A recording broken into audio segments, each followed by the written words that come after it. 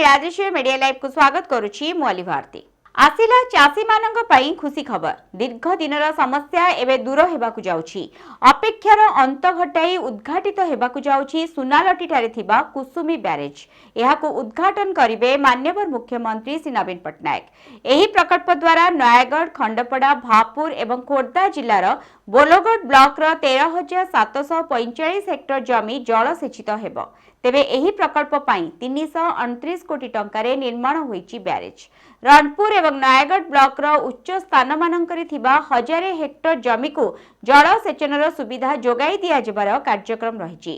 भूतल pipeline canal माध्यमरे चाष जमी को पानी माडिबा सह पाइपलाइन काम पई एलसीसी कंपनी राज्य सरकार को सह एक आलोचना होइतिला।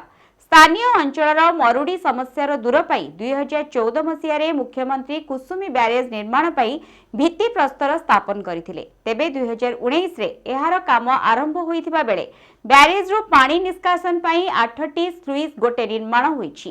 तासह जमी को जल जोगाण पाई ब्यारेज रो केनाल परिवर्ते होम पाइप रो व्यवस्था मध्य रहिछि। Bureau report Niladri media live. एभली खबर पाइबा पई आम चैनल को लाइक, शेयर एवं सब्सक्राइब करंतु। नमस्कार।